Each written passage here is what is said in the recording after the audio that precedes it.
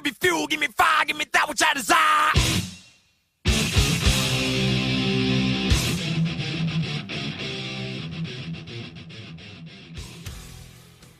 Hey everybody, welcome to episode 7 of METALLICAST, the Metallica podcast. I am your host and fellow Metallica fan. My name is Brandon.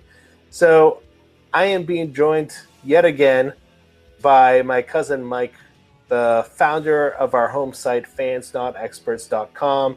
You may remember... Can you please not interrupt the intro? I am a professional, and I really would appreciate it if you just shut your goddamn mouth, Mike. Let's try this again.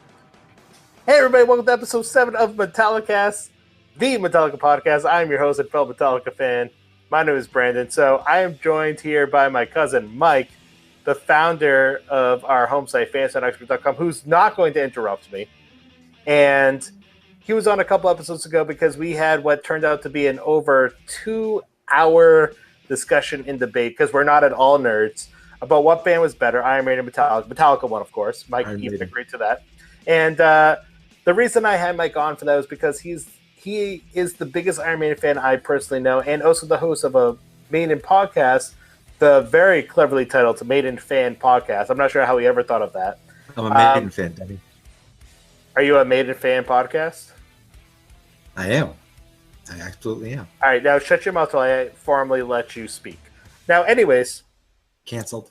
The reason Mike is back on, unfortunately, to all of our dismay, is that shortly after I gave him a huge Metallicast bump, he decided he was going to take his newfound fame into another territory of another genre of music called hair metal.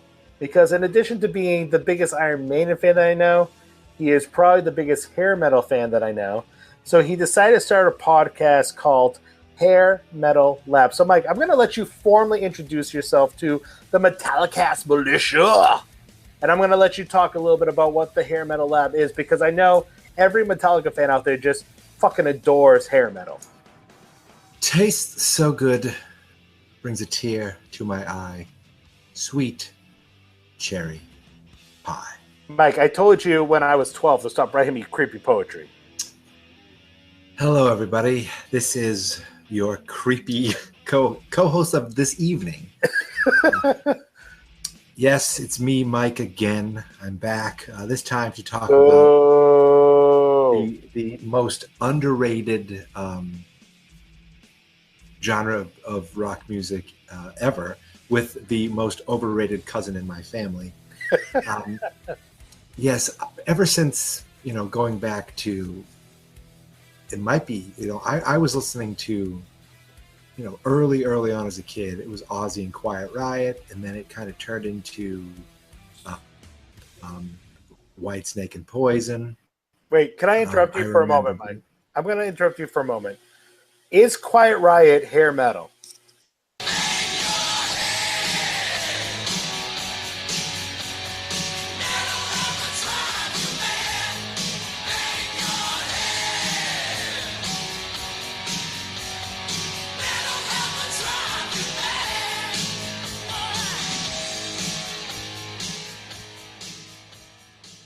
Would you consider Quiet Riot hair metal? Because I feel like they're one of those bands that were like before hair metal was a thing, but sort of fell into that category. I feel like they were sort of like System of a Down falling into like the new metal category, where they really do not belong, but like they get wrapped into that sometimes. They see, before hair metal was quote unquote hair metal, there was still this glam kind of, wearing the tights and the big hair, and they had that. They definitely had that even in the early 80s. I mean, they were wearing their striped, leather pants. They had the power ballads on their albums, even though you don't know it. If you go back to Mental Health, I believe, and listen to Thunderbird, I love that song. It is about Randy Rhoads, who was in Quiet Riot. Founding member, right? He was a founding member. I believe so. I don't know. I haven't done a Quiet Riot song yet. Well, wait. You have not yet started the Quiet Riot podcast? I've not done the Quiet Riot. I've not done the... we know what's next for you. Exactly. I already have a title for it. The Quiet Riot Fan Podcast. You are so clever. Have I ever told you how clever you are? Thank you. So, I started getting into, I feel like Guns N' Roses got a little harder. I started getting into other quote unquote harder, but it was harder than Poison, but I still liked Skid Row, but Skid Row had some harder things. And then I started discovering that, Headbangers Ball. There's a weird crossover there to a certain extent, because like I remember being in middle school, high school, and watching like the Pantera VHS tapes, which are like, if you grew up with Pantera, those VHS tapes I feel like are like a little bit legendary, because it's just all behind the scenes debauchery and like music videos and like live clips, and they're hilarious. But like I remember vividly, and also in A Year and a Half Life of Metallica documentary, like they're hanging out with Sebastian Bach, who has like this metal cred, and I'm not saying not rightfully so, because he's an amazing metal vocalist, but like Skid Row, a little bit hair metal, and then you have a band like Quiet Riot, like a little bit hair metal, but has the metal cred, and then you have even like Def Leppard was like gets wrapped into the new wave of British heavy metal, which was a huge influence of Metallica, but like the Def Leppard a lot of people know now is maybe a little bit different than like the Def Leppard that they grew up listening to, that inspired like those initial albums. So it's like an interesting crossover, considering how different the worlds are. But I think the real like bastardized version is Poison.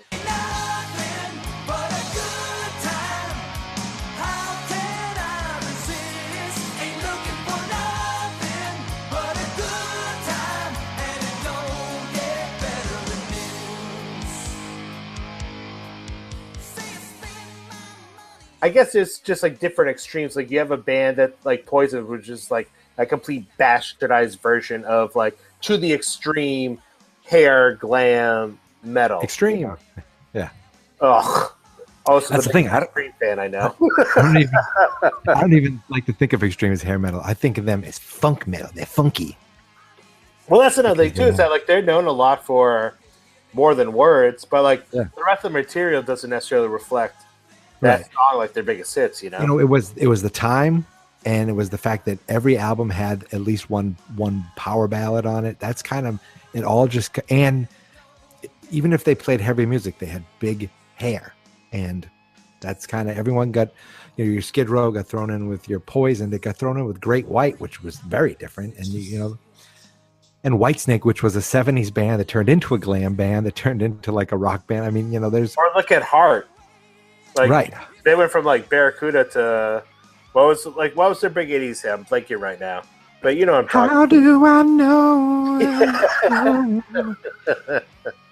Or an even better example, which I still love, or perhaps an even better example, Jefferson Airplane that turned into Jefferson Starship. They did like that weird like '80s from the movie Mannequin branding, yeah. Then they were just Starship. They were just Starship. They were just like fuck Jefferson. When they came out with we built this city on rock and roll. Yeah, we built this city. And that's Marconi plays the mamba. But even like more radio. Even like if you look at like Kiss, I mean Kiss has always been like a marketable band. Obviously, always like a commercial radio friendly band. But like they definitely mixed into the whole hair metal scene in the 80s to the extreme. No pun intended with your Gary Sharon bullshit. Alice Cooper. I mean, listen to old school Alice Cooper group, but then listen to the song Poison. I mean, it's night and day. Yeah. It's a completely different band. And I love that Poison album. I bet you do. I mean, I don't hate it. There's some great songs. There's the song he does with Steven Tyler that I listened to like a ton recently. That power ballad? Oh my God, yes. Yeah. That's not a bad song. I love it. And then there's an old power. I'm a little bit of a hypocrite because I only like that because like I like Alice Cooper and I like old school Aerosmith. So Steven Tyler's a great voice, so I like that. But I was like, who is singing this with him? And then at the end, the guy's like, yeah, da, da, da, da. Like, oh, it's Steven Tyler. Basically, just to go over quickly the hair metal thing. So, most of this was during high school, I think I tried to steer away from it. I tried to think I was cool, or I started listening to heavier stuff, or I started listening to even like non-heavy, like, the grunge and all that stuff. And then sometimes like more like I had a Dave Matthews tape, I had a Blues Travelers tape, shit like that. And then John Popper did play with Metallica. So. well, there you go. Right. So I feel like at some point, I don't know if it was when I discovered MP3s or when I just realized that I could buy some old CDs online, because I bought Dirty, Rotten, Filthy, Stinking Rich by Warrant. I bought the first Extreme again, and I was listening to them, and I was like already in a house, married. This is like 2000, and I'm going, I still love this. I still know every word. What like I just love this stuff, and I realize I'm never going to grow out of it. I never want to. It's still real to me. Absolutely. I mean, I'm coming at this from a completely casual perspective. Like, I have never seeked out listening to hair metal. I know the hits. I know the band because I'm, into metal, hard rock music. But, like, I've never listened to a hair metal album from start to finish. I know the hits, and that's it. I listened to Extreme 2, Pornography. I mean, I saw them a couple of years ago play that album from front to back, and I got to tell you, just my pants were filled. I was done. It was so exciting. With JP Annis. Wait, what? Oh, yeah. I thought you meant the band. I was like, who's that? Jansen, Peterson, and Scott. They're a folk band from the 60s. So basically what I decided to finally do was I was listening to a song, and I thought, wouldn't it be cool to do a podcast where you just talk about that song?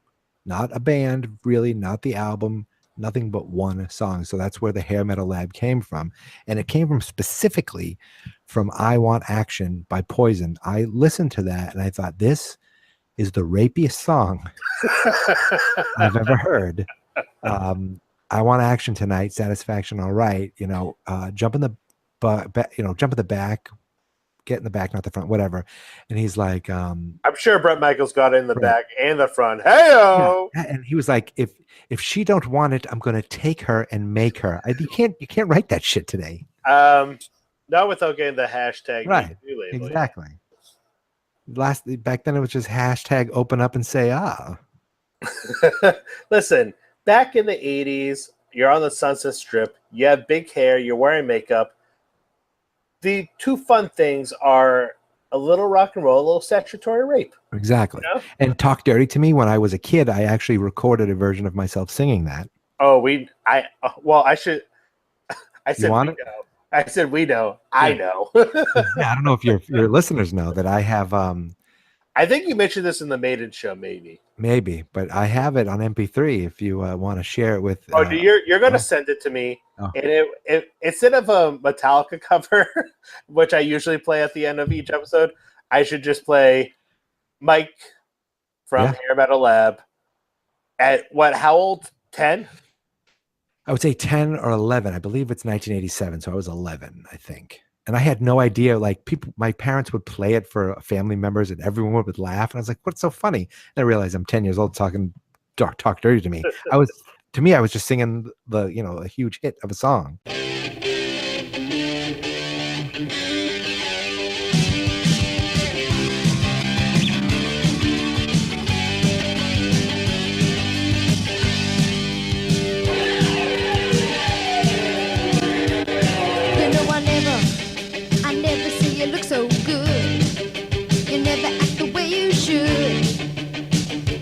But I like it, and I know you like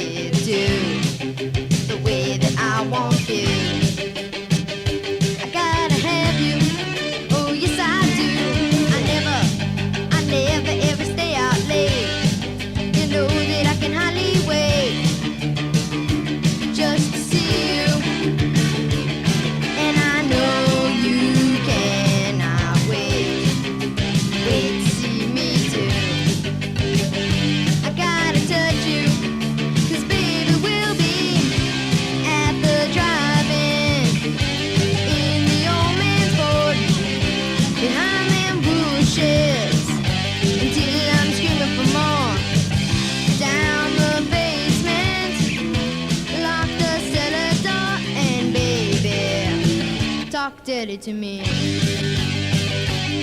You know I call you on the telephone.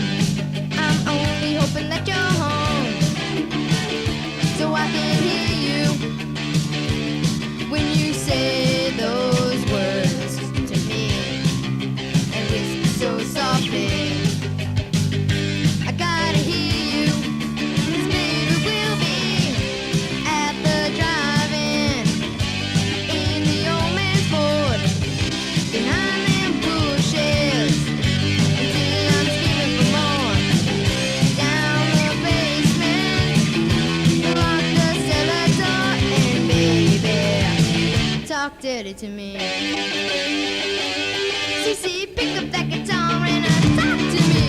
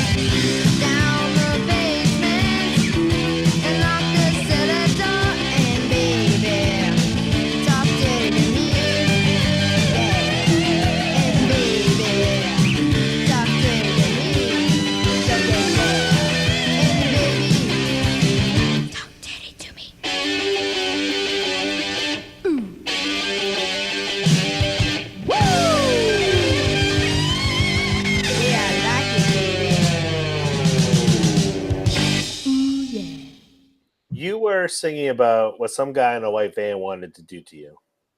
Yeah, he wanted to, no, it was not a How white. dirty to you? It was, yes, it was in the daddy's. I can't think of it right now. In the basement, lock the cellar door, and baby talk dirty to me. Oh, the old man's Ford. That's what it was.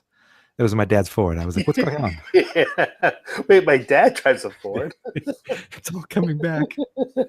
There's so many jokes we can make right now that we will not. Or maybe we will, but I'll just edit them out. I'm just gonna start a podcast and write Metal Lab.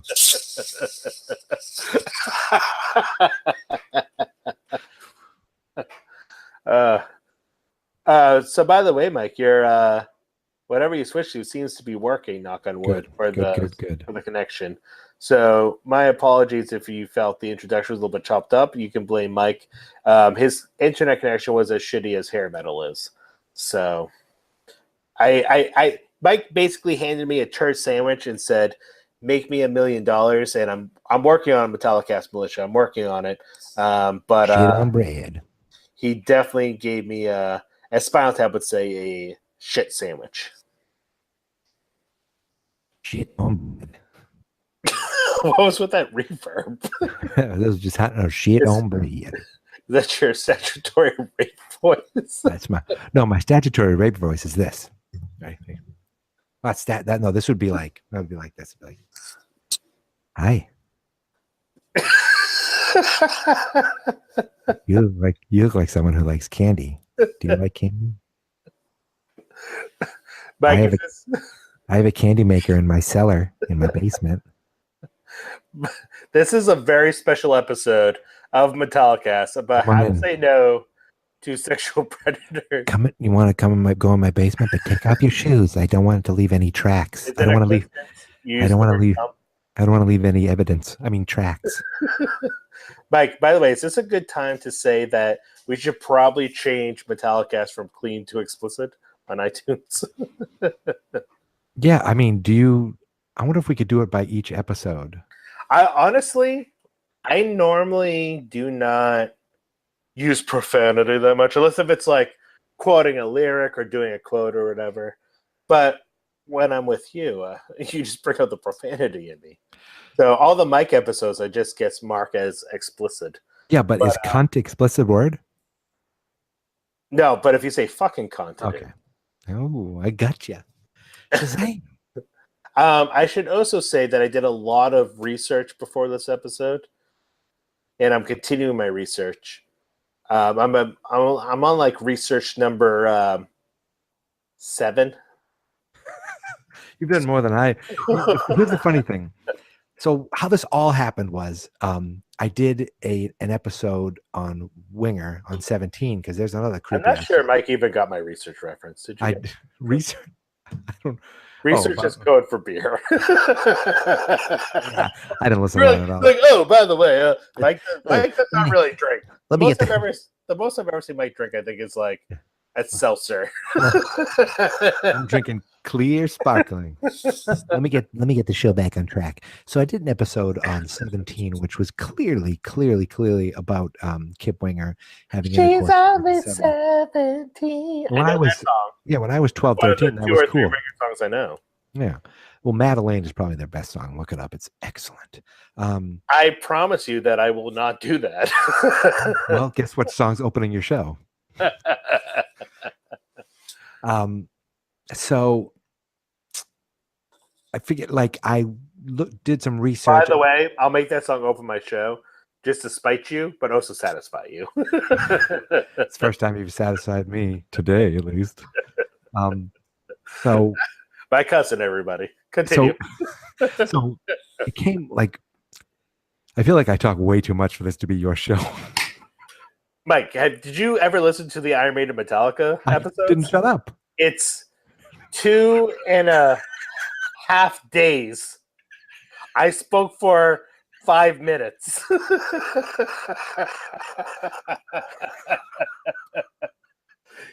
But to be honest, in the moment, I'm like, cool. He does all the heavy work. I get to sit back until I get to the editing stage.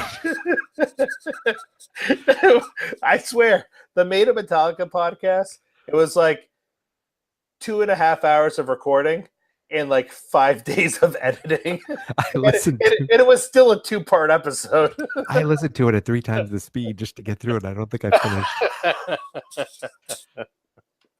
So okay, to make a long story short, I did a thing on Winger. I was looking up Winger. Short. This is your thing. Every long story is short, but it feels like it gets longer and longer. Oh, you want to tell me? I'll tell you the full story. Back in 1988. So I found that Winger did a song about Metallica. Yeah, all right. Here's the thing. So we're doing a show about Metallica for you and Winger for me, but I'm not like a huge Winger fan. I don't know much about them. Which makes this perfect because, I mean, but you know more about Winger than I do because why are you making that face? So we are currently on a video chat and Mike is making creepy faces because apparently, as creepy as he was before with the white van comment, Kip Winger makes him even creepier. This is just my face. I'm going to have to edit all this out. I hate you so much. You're just doing random bullshit for me to cut out. I should start just saying your name, your wife's name, your parents' name, just making you have to edit every few minutes. I'll say that on the air. My wife's name, Mrs. Metallicast. I've said it plenty of times before. My parents' names, Mom and Dad Metallicast. Mom, Pa. And what else did you say? My brother's names? Yeah, Matt and Joe. Fuck them. We went to see Dave, whatever his name is. I really don't remember. Matthews, aka Jonathan Davis. Went to see Jonathan Davis Friday night, and on the wait, no. Please talk about this because this will make your second podcast appearance in the second, hopefully, Jonathan Davis insult we've made. Because last episode we did make fun of Korn, and I remember that because people actually commented on Twitter like, "Fuck that band." So I went with Brandon's brother and my brother last Friday to go see Jonathan Davis. I've said it before, I'm not a fan of Korn. I actively dislike them on purpose because of Brandon's brother. But they have a backwards R. They have a backwards R. What's not to like? But that's just fun for the whole family. And I'm thinking to myself, do I really hate them or do I just like to hate them? So going to the show, he doesn't play any Korn. The first band comes out there, they're a local band, they're pretty good. Wait. He never played a Korn song? No, not one. Thank God. That's but like if you're seeing the lead singer of Korn like on purpose. He came out and he sang all the songs from some old soundtrack in his new album. Oh God, that sounds. So Matt didn't know Oh. many of them. And this That one sounds song hard. comes on, and he's like, "What you believe is your religion." And I looked at Matt, I go, "I kind of like this." And Matt's like, "I don't like this." So the stuff that I kind of liked, he didn't like. It was perfect. So and I should say that my brother Matt, his all-time favorite band is Korn, and his all-time favorite singer is Jonathan Davis. And he frequently. So I'm seeing him. So we're recording this a couple of days before Memorial Day weekend. I say that because I'm seeing Matt this weekend. I'm going to his house, see him, the wife, and the kids, and which means I'll be texting you some outlandish comments that he makes about Korn. Oh, I'll be there in a month, so we'll do the same thing. Because I remember last time I was there, I text you like, I'm in a car. Matt just said that Korn is one of the biggest rock bands of all time. like in Matt's head, it's the Beatles, then Korn. Close second. He's like, they've been doing it for 25 years. I'm like, yeah, that's true. That's true. Yeah, somehow, some way. But you know like who else did it for 25 years? John Wayne Gacy. I don't know if that's true, but it seems like a good, insensitive insult. Yeah. Never mind. Because last time I was there, he's like, I said, I don't know any Slipknot songs. He's like, you're kidding. Like, he really thought I go, I know that one song, Wait and Bleed. That is it. Yeah. I don't know. Well, we probably have a lot of, I'm going to guess that we have a lot of Slipknot fans listening because Slipknot is, like a pretty heavy, legit band. Oh, yeah. I'm not a Slipknot fan, but like, they have street cred, as we talked about before with like the Sebastian Bachs of the world. Like, if you want to bang a mop on a trash can, sure, that's cool. Send all your hate mail, Slipknot fans, to @Hair Metal Lab or at my Hair Metal Lab on Twitter, Hair Metal Lab on Instagram. I'm cooler on Instagram. Check me out. Every Tuesday is Tuesday Cruise Day. Motley Crue forever. Which reminds me, I remember a quote from the Megadeth Behind the Music, and they asked, it was an old clip from like the early 80s, and they asked Dave Mustaine, what do you think of glam? And he goes, glam stands for gay LA music. Which is the most classic Dave Mustaine quote ever, I think, besides the fact that wham, I'm not a Metallica. And then, are you there? I'm here. Oh, sorry. I thought you just didn't move. I thought, I'm here. I'm trying to book a trip to Ireland over Thanksgiving, and Mrs. Metallicast just texted me window or aisle because obviously I'm doing the important stuff down in the basement, and she's upstairs doing the unimportant stuff. It's clearly window.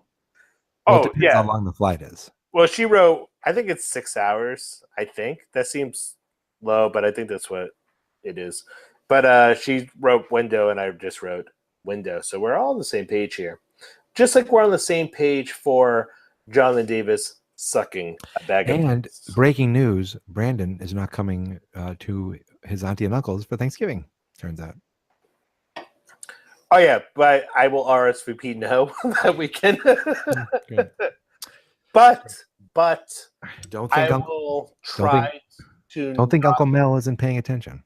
Oh, I am hoping that I deny enough invitations where I stop getting the invitations. I'll run them out to the mailbox for him. Take it, throw yours down. By the way, Mike's parents' names are Mel and Pat. Melvin and Patricia. Melvin Claire. I mean, that's my Patricia Claire and Melvin Stanley. If you knew my Uncle Mel, that's even funnier. Melvin Claire fits. I mean, Melvin Claire does fit. My dad plays the piano, got me into music, so he would listen to some rock stuff. Your father, in all joking aside, is a serious piano player. He is, but it's mostly Andrew Lloyd Webber shit and Barbra Streisand.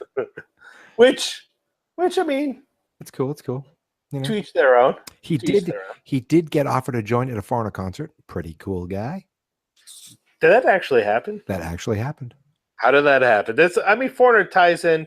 Foreigner is one of those bands that ties into hair metal. Like they're one of those hard type bands. Sort of. Yeah, they had that 70s kind of, I just burped. stuff. That was my research coming up. I have no idea how that happened. I feel like he was a young teacher and he was trying to seduce one of his students while my mother was at home pregnant with my brother. When we're done recording this, just send me a list of things you want me to edit out. I don't care. We'll do it live. We'll do it live. Want my phone number? Unfortunately, I have. Wasn't there a topic we're supposed to do? Oh, so Winger and Metallica. I guess we were only about an hour in, so I guess we should get on topic. This is how the Made in Metallica podcast turned into 2+ hours, huh? This is what happens when Brandon's been after me to record it for like 2 weeks. Oh man, I gotta do something tonight. Listen, I promised the Metallicast militia, who are actually turning to an actual thing. At first it was like one person on Twitter. Now I feel like we're building an army slowly but surely to put the other Metallica podcasts to bed. Oh, fuck them in their faces. You said it, not me. That's right. Hair Metal Lab. That Come was to my house. Hair Metal Lab. I will. Right. I would never speak poorly about the other Metallica podcast. I will. But Hair Metal Lab does want me to fuck them in the face. In their faces. Faces. I'm sorry. Plural. I would say multiple faces because it's multiple in their eyes. But with Brandon's, girth, I would just say a nostril's fine. Honestly, that's being generous. Let's be honest. I mean, it's like that. It's like that width, but it's a little crooked, so I might miss. Anyways, and the least downloaded episode of Metallica goes to episode 7. I want to be in all your least episodes. Your worst one. But you know what the truth is? We're gonna record for 2 hours, and I'll be able to edit this down to 30 minutes if I'm lucky. I feel like you could start now and not miss a beat. I feel like maybe what I should do is edit it down to like an actual podcast episode, and then just do like an X-rated bonus episode with all of our extra shit. That is fine. And my you have my flight is booked, so you have Metallica and Winger, the episode, and then you have the unedited Jizz Party version. She's only 17 version. The statutory rape cast. I should totally actually make a Metallicast mini just with our outtakes. Just for shits and giggles for us. If nobody else appreciates it, we will. Fuck them in the face. In the faces, plural. All the faces. All the faces. Yep. So, all right, I'm going to get this ship back on. You're the host. Bye. That is my job that I'm failing miserably at. And Mike just got up and left, which is a blessing in disguise. So now we can talk about... Oh, he's back. He's back. That's unfortunate. All I heard you say is, so now we can talk about... I don't know what you said, but... I was going to say, now can talk about you. Having a twist off, buddy. Keeping it real. Cheers. Cheers. IBC Diet Root Beer. Mike is a big drinker, like I said. He is. That is his second research of the night. His second non-alcoholic research of the night. But anyways, so Mike's been doing this podcast here at Metal Lab. Why are you showing me the cap?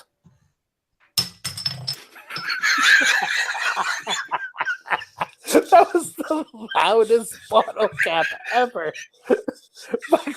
Mike showed me this freaking IBC Diet Root Beer bottle cap as if he's fucking David Copperfield. And then he just drops it like a slob. And it's the loudest sound. I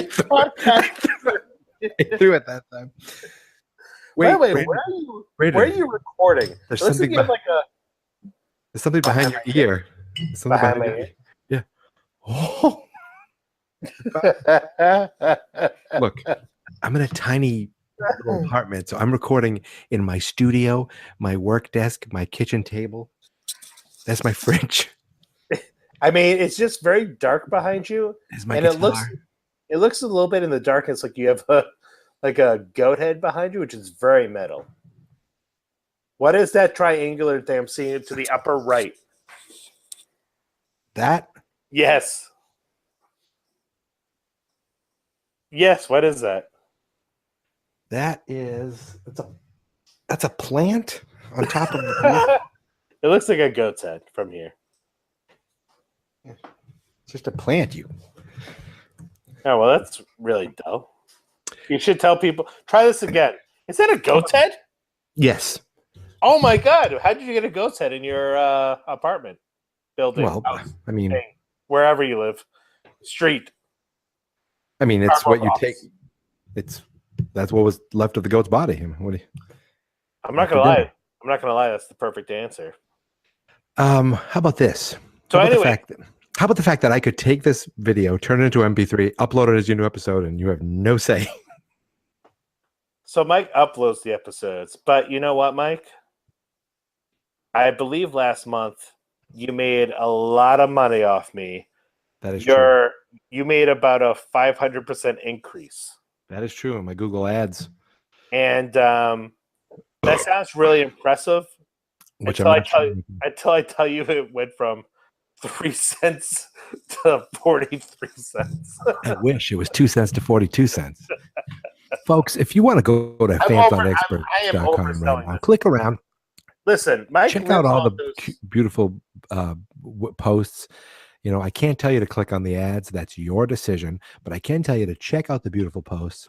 And, you know, just even clicking and viewing things is very supportive of in all fairness, my family and their future. in all fairness, in all seriousness, I should say, not in fairness, because fuck fairness, but in all seriousness, Mike,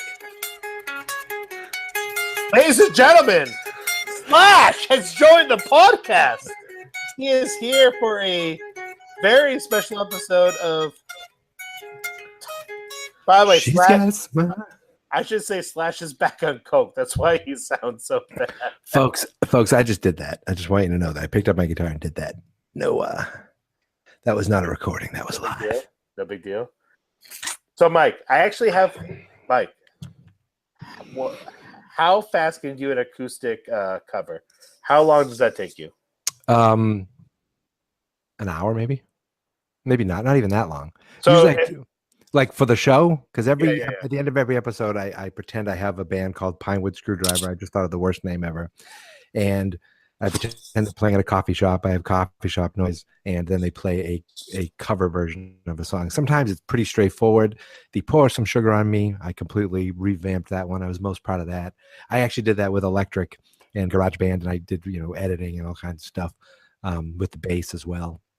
Other than that, it's maybe a half hour, not even an hour. I don't know. So I told the Metallicast militia I would get this out before Memorial Day weekend. I want to edit this. I'm going to cut it close to the wire. I probably will edit this tomorrow night. We're recording this on Thursday. I'll probably edit it Friday night. Send it to you. How do you feel about Pinewood Screwdriver before release tomorrow night? Recording an acoustic Metallica cover, and you guys can be my end of show Metallica cover. I'm not sure why I did not think of this till right now, but it can be any song that you choose. Songs as Metallica. I've done a Metallica song, but not as Pinewood Screwdriver, where they really try to.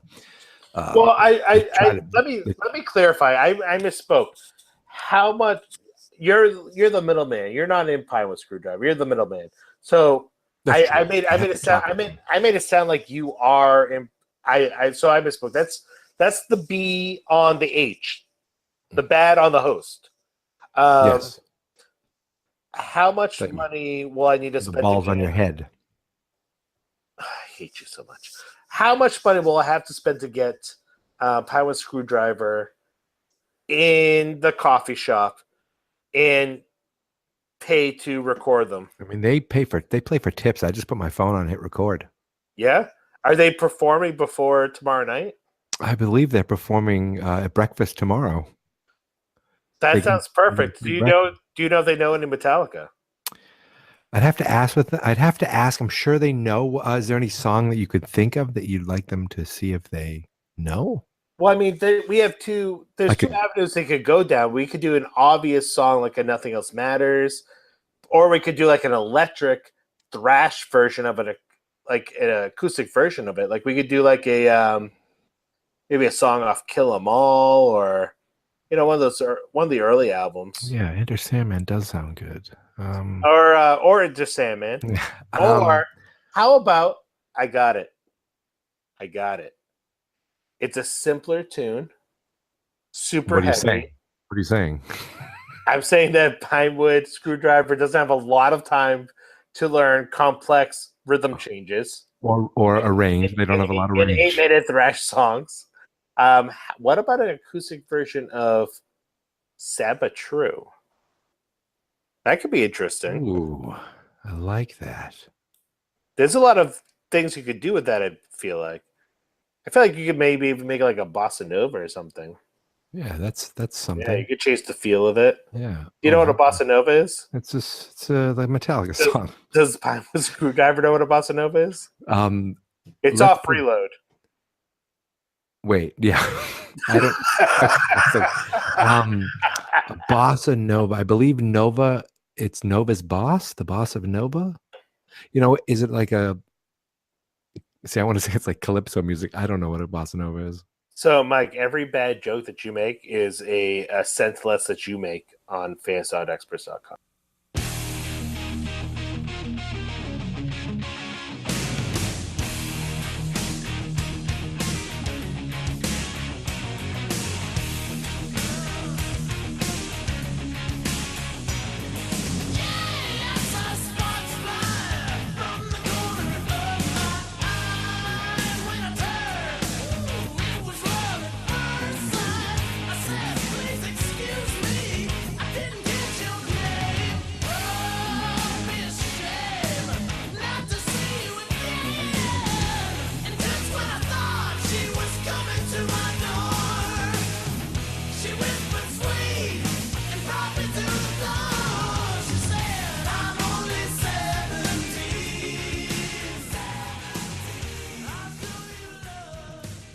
Winger. I got to tell you my experience about Winger. As a Metallica fan who does not listen to hair metal, besides the hits, I know 17. I know. Did you say besides the hits? Besides the hits. What? I know nothing. Oh! I thought you were saying besides. I know nothing. I thought you were saying besides the hits. 17. I was like, dude, 17 is the hit. No, I know nothing besides the hits. I know 17. I know Heading for a Heartache. Am I quoting the right band here? Heading for a heartache. I think I know that song. Yep, you do. Is there another song that I would know? Easy come, easy go. Just not in my heart, don't you know? Sometimes high, sometimes low. Easy come, easy go. And if you want to see, Wait, is this the Tenacious D version? I don't know all the words, but that's the friggin'. Is this the Tenacious D version of Winger? Yeah, it might as well be. I feel like I know that song, but that's like their minor hit, I guess. In like 17 is their huge one, and then Heading for a Heartache is like a middle of the ground one, and then is it the other one called Easy Come Easy Go? Yes. Sure. So we're very knowledgeable about Winger here at the Metallicast. Well, Winger was Alice Cooper's bass player. Just throw that out there. You know what else he was? He was also a target practice for Metallica when they were recording the Black album. Yeah, that is unfucking fair. You know what? Please watch your language. This is a clean podcast on Apple. on FM? Apple Podcasts, and I have not sworn at all, and I would prefer if you did the same, please. Okay. I'm like, oh God, I think he's angry. They had a I'm song sorry. called I brought out my teacher voice. Hungry. Yeah, I didn't really care about Hungry. Hungry for dicks. I'm looking at that. But Heading for a Heartbreak, that was, Heading for a Heartbreak. That was on side 2 if you had it on cassette. See, the thing is you came into... I totally had that on cassette, and I totally listened to side 2 all the time on my Winger cassette. Did you really? Came out in 1988. How old were you in 1988? I was ahead of my time. I was 3. See, I was 12 years old at this point, so this was like fast guitars, beautiful hairy chests. It was everything you could ask for. But a lot of these bands, they had two. That took me a moment. Jesus, a lot of these bands, there's Winger 2 in the Heart of the Young. That's the name of the album, the second album.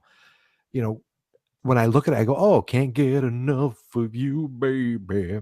In Miles Away and Easy Come. But there's 11 fucking songs on that album, and I don't know any of them. I'm sure Kip Winger. That was it. Calmed in Then they put out their third album. A lot of people. A lot of these bands, they had one album with a where almost every hit was like a single or a hit. You're talking over my bad jokes. Please. What'd you say now? All your jokes are bad. I'm sure Kip Winger easily calmed in a lot of people. If they're only 17. He's won a Grammy for classical music, so in your face. That's true, actually. Yep. Which just shows how anyways, the whole thing came from the fact that Winger was made fun of by Metallica. Winger was made fun of by Beavis and Butthead, and it came to my knowledge that in 1993, at this point, before you get there, let's get a little specific, because Metallica never went on an interview and was like, Kip Winger's stupid, Winger sucks. It never stemmed from that. It stems from there, as I'm sure every Metallica fan knows, there's a documentary called The Year and a Half Life of Metallica. Part 1 is the recording of the Black Album. And they took snippets of that and made to the Nothing Else Matters music video. And part of the clips in that music video is Lars Ulrich throwing darts at a picture from a magazine of Mr. Kip Winger. And apparently, Mr. Winger took offense to this. And Mike, I'll let you pick up where you left off. Let's not forget that Metallica is making fun of Winger and putting that in their video for their power ballad. Okay, folks, let's not forget that. Let's not let that go unnoticed. Okay, I'm a little bit offended by what you said, but so hard to argue with. Right. But I mean, it's a different kind of ballad. Nothing Else Matters is a lot more down to earth and a lot less rapey than 17. Yeah, that was super rapey. Absolutely. But it's more just down to earth. It's I don't know, it's a normal rock ballad, in my opinion. It's a classic rock ballad. More so than she's only 17. But you have to understand, the daddy said that she was too young, but she was old enough for him. Which makes it far less creepy. And if you listen to the lyrics, they're fucking weird, dude. Oh, I have no doubt. I keep forgetting not to swear, but they're very weird. Please do not fucking swear. Okay, This is a clean podcast until this episode. Apparently. She's a magic mountain. She's a leather glove. What does that mean? I believe he wants to wear her skin. That's a little serial killer-ish. It is. Yeah. Did Kip Winger write all the lyrics? I believe so. So for, the first album, it says, 17. Well, it says written written by this, Reb Beach, Bo Hill, and Kip Winger. Reb Beach and Bo. Kip, Reb, and Bo. None of those names are real. Let me tell you something. Charles Frederick Kip Winger, real name. Let me go to Reb Beach. Reb Beach is not his real name. His name is Richard Earl Beach, R-E-B, Reb. Excellent guitarist. He looks like Jerry Cantrell now. Bo Hill. He wants to be Jerry Cantrell. Bo Hill was born Bo a Hill. And then they have their drummer, which was like he's a good drummer too. So, Mr. I don't know that much about Winger, but let me tell you about the birth names of all the band members in Winger. Ron Morgenstern. He was in Winger. I think all those names are wrong, but Dixie Dregs. I don't think Rod Morgenstein is a stage name. I don't know who would name themselves Morgenstein for the stage. I mean, nobody's like, do I want to sound like a rock star or a lawyer? Exactly. Let's make up Morgenstein. Which I guess is a little bit racist, but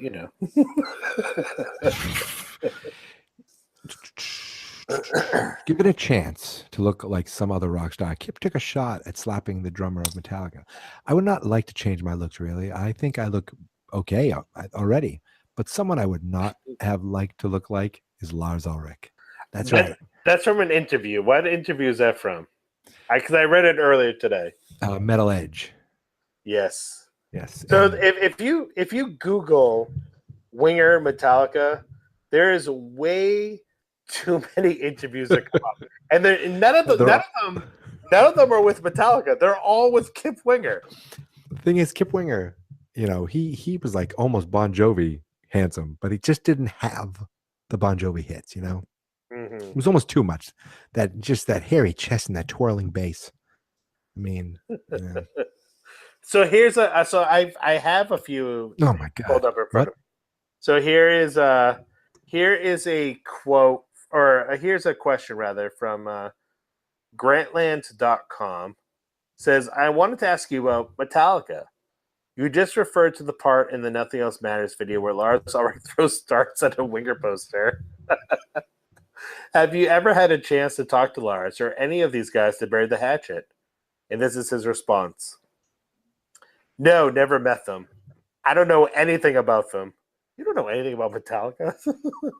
I have no idea. I tried to say something to Lars at a show one time, but his bodyguard hold me back. It was a long time ago. I don't get it, dude. I don't understand it.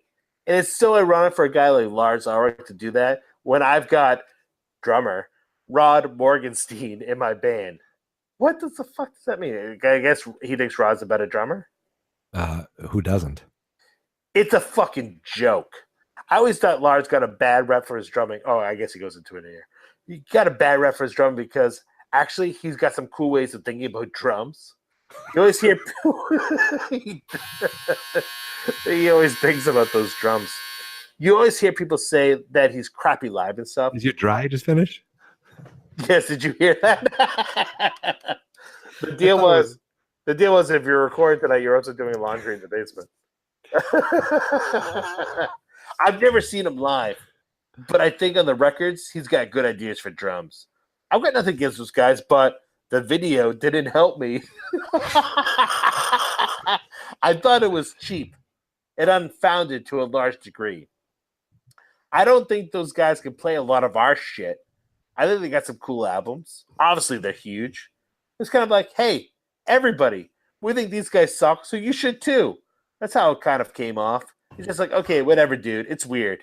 They didn't need to do it. They're fucking massive. You know what I mean? I do. Do you? Yeah, I do. It was uncalled for. They were, these that greasy little foreigner. Lars, I couldn't even say it without sounding awful. That Lars should go back to his own country. Go back where he came from. I'm sure at the time, I think at the time I saw it, even now I saw it, I thought that was awesome. Am I supposed to be arguing for Winger? You were just no. You're not. I'm not expecting you to argue for or against. I'm just expecting you to shit on them. Because it's not. You're not present. I was like, you're not presenting. For me I brought you on here because you do listen to Winger. I'm not saying you're like the biggest Winger fan, but you know more about Winger than I do. You host the Hair Metal Lab. I believe it was episode 1. You dissected 17. Yeah, it was episode 2. Thanks for listening. Episode 3. It might be even 3. Whatever. I only listened to that one. As long as you subscribe, I don't care if you listen. No, honestly, I listened to the first few episodes, and they're all very entertaining. I know the episode 1 was Poison. Episode 1 was Poison. Yes, it was. Anyway, so I'm glad I'm entertaining you talking about your podcast. I noticed the only time you yawned during this recording was when I started talking about Hair Metal Lab, and rightfully so. So, anyways, I know myself already. It's quite boring to hear about it. So, anyways, I'm watching my hand twitch. I like the muscles moving. So, anyways, yeah. So, they're throwing darts at the guy. He has a lot of things to say. And there's a shit ton of interviews that pop up, including this one I found from, let's see. Kip Winger was interviewed by rock and roll comic CC Banana. I'm not sure if this is actually a real interview. He goes, "Have you ever thrown darts at a photo of Lars Ulrich?" Kip Winger goes, "I've never done that. I really never had." Oh, my browser just jumped down. I think it's possessed. Anyways, he goes, "I've never done that. I really never had anything against the guy. In fact, when I first heard Metallica's Black Album, I thought it was a really cool record.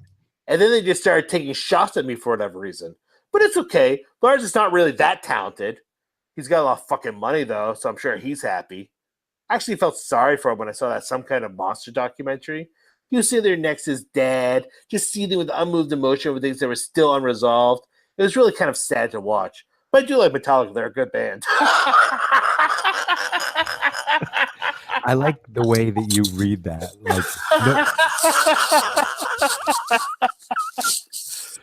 No bias at all. That's very, very, you read it right down the middle. I like Metallica. They're fine band. There's no contempt. Oh, I found that. Is this on Blabbermouth? CC Banana? Yeah, I found it on blabbermouth.net. Yeah. Play the audio to see how he really talks. The guy's dressed as a banana. Wait, is there audio? At the bottom is a YouTube video. Oh. Let's get some audio in this podcast. ccbanana.com. That's the entire podcast. How long is this video? 49 minutes. Oh, fuck that. Oh, that page is gone. It's in Chinese. Never mind. I'm like, wait, it's a real. Every time I go, honestly, every time I scroll down, it clicks me out of it. My Google does not. My Google has kicked me out of more Kip Winger interviews than it has porn. this article's so old it has 0 comments. Let's see. I was talking to Mr. Morgenstern. He's your drummer, sits behind you doing the show. And I was asking him about this one lyric that I'm curious about on the Paul album. A very good album, by the way. Like a dog eating dirty pudding. The dog eating dirty pudding, yes. Do people ask you about that line? Yes, I've heard a lot of questions about that. Does it mean something at all, a little bit? You have to use your imagination. Is it about something that smells really good but tastes really bad? No, it's about something that smells really good and tastes really good. Oh, it's about chocolate. I love that. That has something to do with Metallica, but I think that's Kip Winger's defense of I'm not gay. Was right? Was that Jerky Boy? Some of those. So CC Banana is a guy dressed like a banana. I found out through that video clip. Obviously, and apparently it was raining because he was wearing a raincoat. I don't know. Anyways, this will be the most downloaded episode ever. Can't wait to see how you try to make this. If I ever had difficulty making an episode out of an episode, this is it. But so let's jump into the song. So I think you started saying, Mike, that Winger recorded a answer in musical form. I didn't know about Metallica. Yeah, so they, Winger had a some big hits with their first album. They had some moderate hits with their second album. And then 1993 came out with their third album. Now, 1993, if you remember, grunge has already taken over. I'm a junior in high school, and Winger, it just doesn't matter. If you look, a lot of these bands put out albums around this time, and it just, I feel like 92 might have been like, I don't know when Slave to the Grind was, but that was still a big hit, that big album. But at this point, some of these bands are putting out albums that just aren't getting traction. So Winger puts out an album called Pull. I have zero recollection of this album. This is right after grunge. Like this is 1993. Like yeah. Their logo. So their logo on the first couple albums is like, it's like robotic, futuristic. You know, like I don't know what to tell you, but it's like lasers. And this third one, Pull, it's like a grungy, almost like I don't know, like you should maybe we'll trick people into thinking we wear flannel. Right, like it, yeah. And even the album cover, I don't even know what the hell it is. It looks like I'm gonna pull the album cover now. I'm googling it right now, so I can see it. I don't know if is it like Earth but orange. Like it just looks like it's trying to be like, we're angry. Oh, that's like a jarring cover. It's like all different shades of red. Red or orange, yeah, okay, yeah. Yeah, like red and orange, and like I don't know what it's supposed to be. It's like just it is a very like weird design. I don't know. It's just like an abstract design. Winger's sort of like in an orangey tone, Pull's kind of like an orangey white tone, and the rest of it's just like shades of red. Okay. And it's a little bit jarring. It looks like it's more jarring than the piss and blood on the Reload cover. So yes. What we're looking at is a batch from Winger. Or is that Winger's Dinger? So here's the funny thing that I just realized now. This song is not on the US version of this album even. Oh, so really? They didn't even trust the song. It made it on the Japanese edition, bonus version. So that makes sense because I was like, I need to listen to this song as the only research besides the 10 beers I'll do before this episode. The only research I'll do is listen to the song. And when I looked it up on Apple Music, I could only find it on a best of album, and it was listed in parentheses as an outtake. Isn't that crazy? Yeah. But they still felt the need to put it on their best of album. It's like Speaking of outtake, someone wrote, "Take that, Metallica," in YouTube. Speaking of outtake, you can cut this out if you even remember. We're talking about Alice Cooper. Do you know the song "House of Fire"? Yes. You got to look on YouTube. There's a version of Bon Jovi doing a demo of it because they were given the song first, I guess. Oh, really? Yeah. Is that like a Desmond Child song? Something? Exactly. Yep. Yeah. Okay, that was it. I love stuff like that. So I was all excited when I heard that they recently heard that Metallica came out with a song kind of blasting. They would say put on blast today. Metallica. But of course the song was never even friggin' like, I'm upset that the song is, it kind of loses its luster. That's probably why no one ever fucking knew about it. It was called Hell to Pay. And I found it on YouTube, and it has lyrics. Now, if you listen to like the first verse, it doesn't mean anything. First of all, the song is awful. I'll go right there. It's a pretty generic song. It's very generic. There's nothing that just grabbed me. Like I like one of the things I like about those hair metal songs is it's got a hook. And this one, didn't seem to. They were too angry to write a hook. Yeah, Kip Winger was like a little too like, oh, Lars threw darts at me. Let me just write the angriest song I can think of. And the least angriest version of it that's not hooky at all. Right. I mean, it's like, I don't even think it's till the first verse. Like you're gonna play some of this? Yeah, I'm gonna play this whole song verse by verse.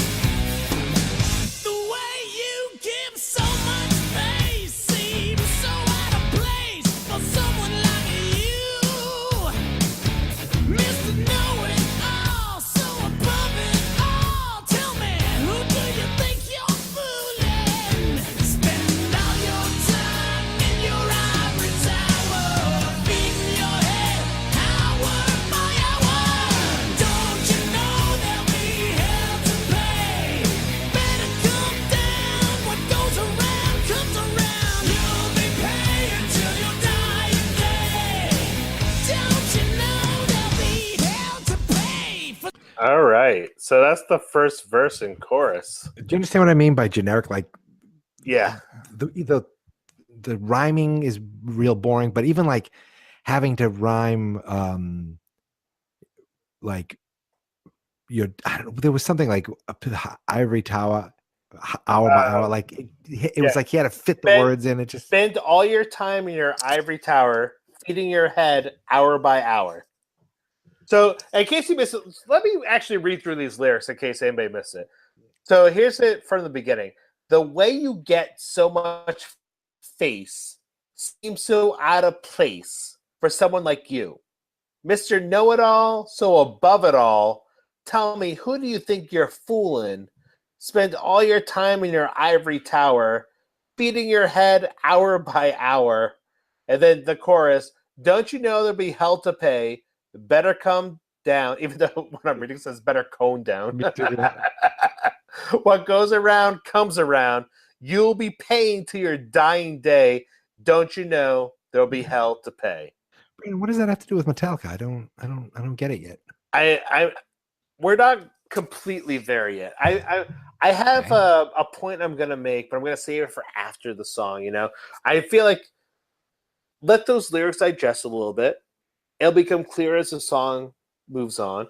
But let's move on to the second verse and chorus. So much left, I must admit, I get a laugh from your ego trip. You're so educated, emancipated, such a rolling stone. But you better watch out, I'm cutting you no slack. Payback's a bitch, and the bitch is bad. Don't you know there'll be hell to pay? Better come down, what goes around comes around. You'll be paying till your dying day. Don't you know there'll be hell to pay? Brandon, what does that have to do with Metallica? So let's see. The lyrics are, let's see if we can figure this out. For so much lip, I must admit, I get a laugh from your ego trip. You're so educated, emancipated, such a rolling stone, but you better watch out. Cutting you no slack. Payback's a bitch in the bitch's back. And then it goes into the chorus again. Same as before. Yeah. And this is basically what I do on the Hair Metal Lab. I like to analyze each lyric and try to make sense out of it.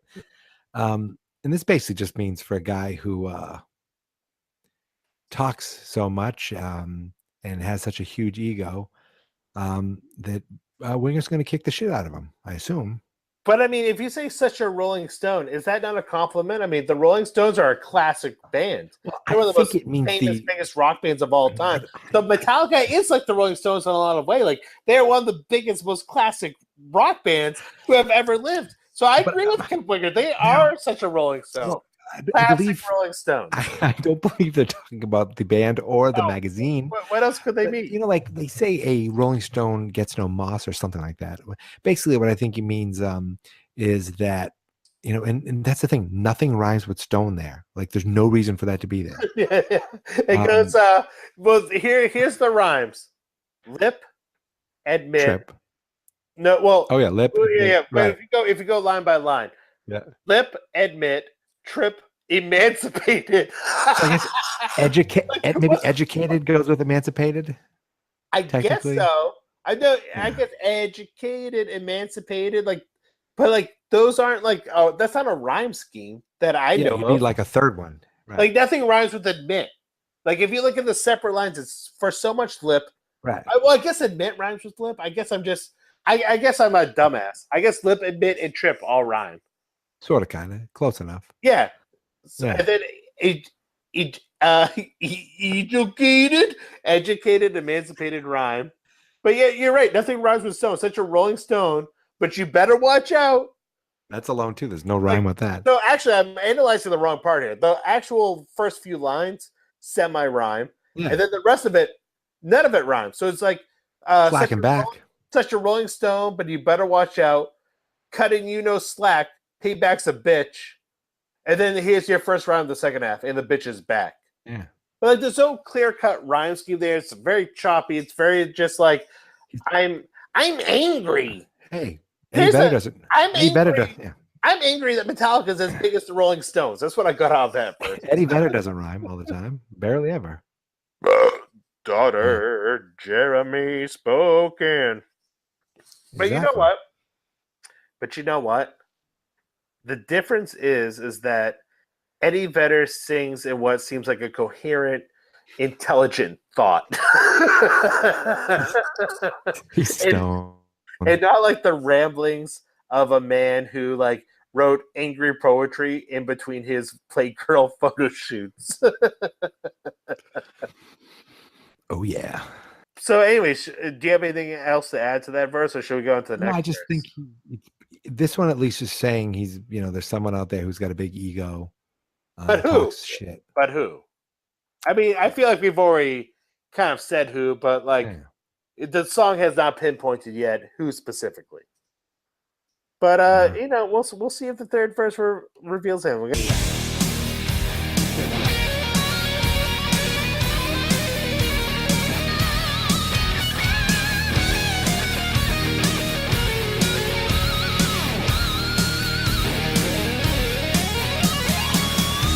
It's sad but true, you tread on me, as if nothing else matters, my friend. Of misery, your struggle within is that you believe you're real then. The God that failed you. And when you finally find what you're after is when your servant becomes your master. Don't you know there'll be hell to pay? That is Did so I- bad. Did I just hear? I'm sorry. I heard a few things that sounded familiar there. May I? Please go for it. So, first of all, this is a band who is a glam hair metal band trying to be rough and tough and, I don't know, maybe a little Alice in Chainsy. Just do with what you know. Now, This is like a little bit. To feed off what you just said. It's a little bit. I was thinking when the song starts, like a little bit heavier and a little bit grungier than like you would expect maybe from Winger. right. Which a lot of those bands did that then. Yeah, it's like has a little bit of that sludgy sound, like you said, Alice in Chains. Yeah, but then it still has like the beautiful little solo in there. But then it was like, I don't know what the hell that pre-chorus or whatever you want to call that. But the lyrics he said are. Yes, I would call it the bridge. I would call it the bridge. That's what it is. Yeah. I didn't go to school for music. Now, let's wrap your head around this Metallica militia, whatever we call you, Metallicast militia. Do you even know the name of this podcast? Yeah, it's the Brandon Music Show. Basically. Now let's just listen to these lyrics a bit. It's sad but true. You tread on me as if nothing else matters, my friend of misery. Your struggle within is that you believe you're beyond them, the God that failed you. Now, then it says, and when you finally find what you're after, it's when your servant becomes your master. Whoa. Can I just interrupt you for a moment? I'm sorry to interrupt you, but I think I finally figured out what this song's about. And I think it was the line, when you finally find what you're after. That's I think the song's all about Bret Michaels. Isn't that a Poison song? And you finally find what you're after. Don't you dare bring Sir Bret Michaels into this. He's a sir now? He is in my world. I've knighted him. If you listen to those, if you read those lyrics, first of all, Kip Winger owns one Metallica album. He owns the second side of one Metallica album. And he knows something about Master of Puppets, I guess. I'm bringing it back to my cassette days, and I can safely say that Kip Winger listened to side 2 of the Black Album cassette and then wrote a whole verse about it. From Don't Tread on Me to Nothing Else Matters to My Friend of Misery to The Struggle Within to The God That Failed. Because, if nothing is going to elicit an angry response from the Metallica militia, or as I call them now, the Metallicast militia, it's dropped those Black Album deep cut song titles with a reference to the word master, which I assume means master of puppets, but I don't know. A lot of people use the word master, and it's doesn't really have anything to do with the song. But I'm gonna go on a limb here and still say the song's about Sir Bret Michaels. You know, I just went to the Black Album just because I wanted to see if maybe he didn't even listen to it. He just looked at it and just put it in order. I'm pretty sure he did. Isn't the exact order. It is out of order, but I'm pretty sure he just like looked at the CD back cover and just like mixed up the song title name. So that reminds me of this actually reminds me of two Megadeth songs. So do you remember the song Victory off the Euthanasia album? I do not. So in that song, it's about Dave Mustaine's declaring a victory because he's, free from drugs, alcohol, he got sober, which of course, he went back on drugs and alcohol. And, I think it's always a sure sign that you're sober when you're an alcoholic who opens up their own beer company and drinks your own beer on a regular basis. So I'm sure he's still sober to this day, even though he publicly promotes that he's not. Anyways, that whole song is they take, Megadeth song titles between Kills My Business, Business is Good to, Countdown to Extinction. It kind of makes them into lyrics and makes it work. And it's silly. It's a little dumb, but they're his songs. Yep. Kip Winger's doing the same thing, not just on another band's songs, but for like one side of one album of another band's songs of their album that just came out. Like, so I guess I should have looked this up before. Hell to Pay. When did this actual song come out? What year was this? 93. 93. So the Black Album came out in 91. So the Black Album was had already debuted at number one, had already had videos all over MTV, had already sold millions of copies, and Wing had already faded into obscurity. So he's probably super pissed now because he's just protesting against an album that is basically the new Dark Side of the Moon, and he is Kip Winger. And this is the new Back in Black, and he is Kip Winger. And yet the song isn't even good enough to make their album. And then he's like, you know what? Yeah, Ixnay on the Ongse. He wrote it and recorded it as therapy, and then he's like, I just really need to get that out. That was lethargic. I've cleansed myself of these Metallica demons. But I said it reminds me of a second Megadeth song though too, because I feel like I should also bring this up. Dave Osa wrote this was before the big four shows and your mind tells you that you've lost your confidence. You're drifting and you don't believe in anyone. You know what I'm talking about. Say what little you have left to be proud of. Afraid you can do this again.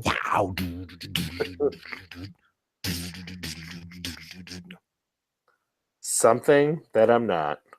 Off the System Has Failed album. You never made metal, buddy. Metal made you. To sell out all your friends and stab them in the back.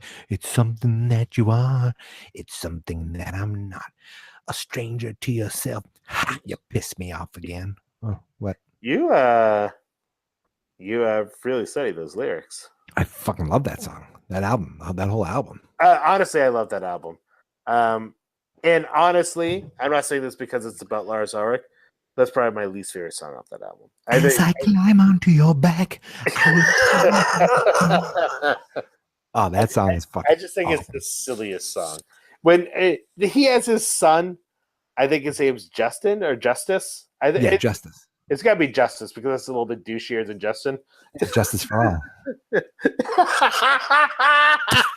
Injustice Mustaine for all. I just want to do a Metallica Megadeth like mashup and call it Injustice Mustaine for All. His daughter's name is Lightning. Is that the country singer? And his dog's name is Puppet.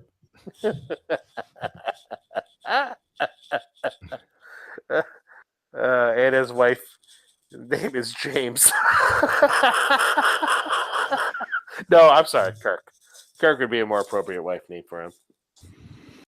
Give me fuel, give me fire, give me that which I desire.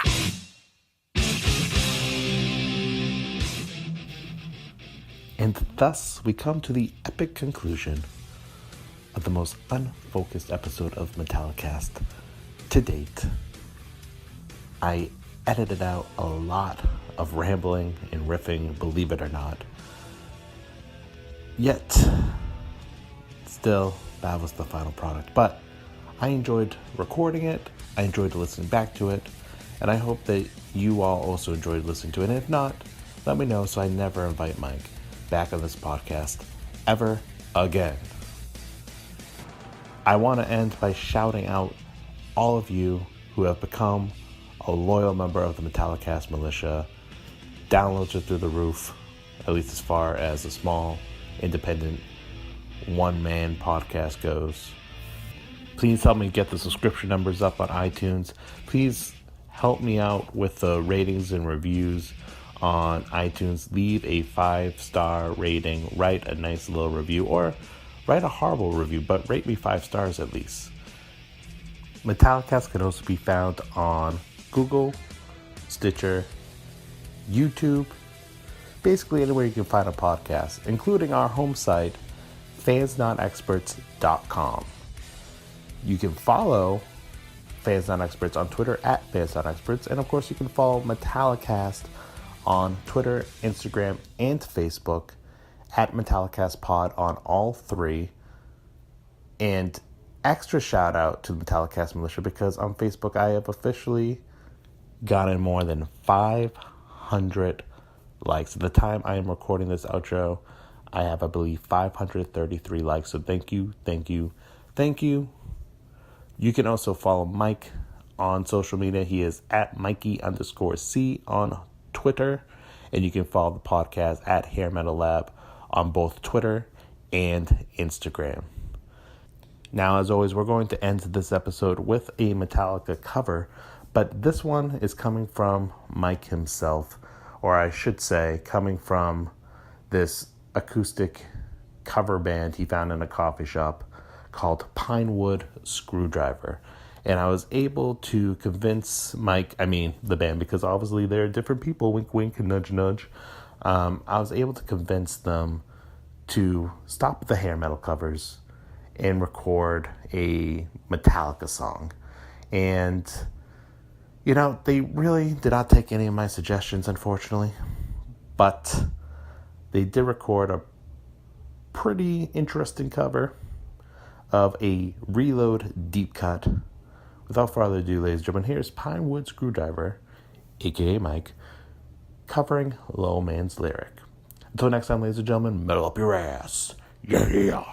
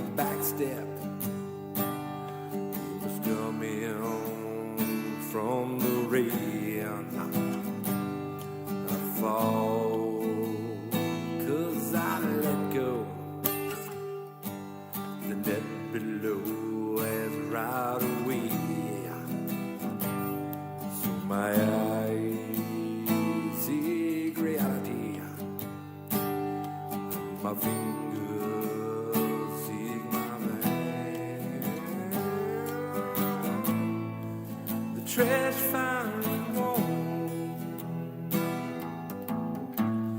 No one's safe from the storm.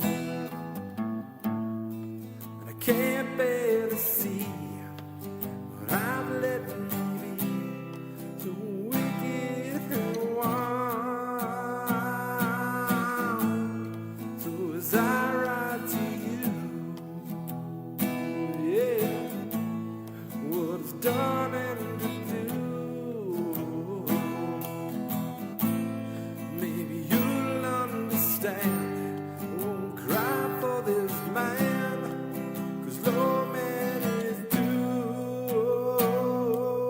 Please forgive me, my eyes seeing reality. My fingers feel the bed, touch clean with the dirty hand. I touch the clean to the west. Oh, the trash fire is warm, but no one's safe from the storm. And I can't bear to see what I've let me be. So wicked and wild. So as I write to you, yeah, what is done and to do, yeah, yeah. Maybe you'll understand. Won't cry for this man, 'cause no man is due. Please forgive me, yeah. Please forgive me. Please forgive me.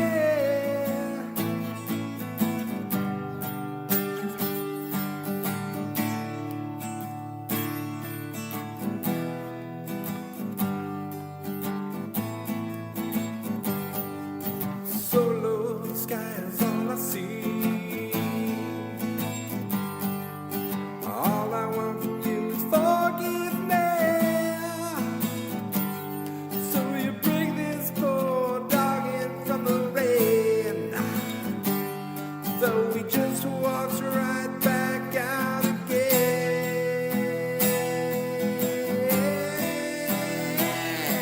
I cry to the alleyway, confess all to the rain, but I lie straight to the mirror. The one I broke to match my face. Trash fire is warm, but no one's safe from the storm. They'll make me feel like that maybe so wicked and wild. So as I write to you, yeah, what is done and to do. Maybe you'll understand and won't cry for this man, 'cause no man is due.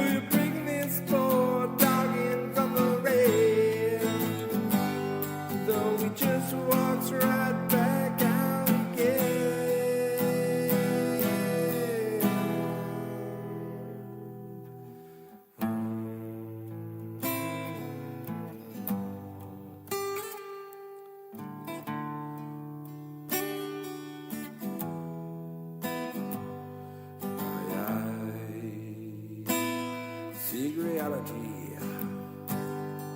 My fingers seek my veil.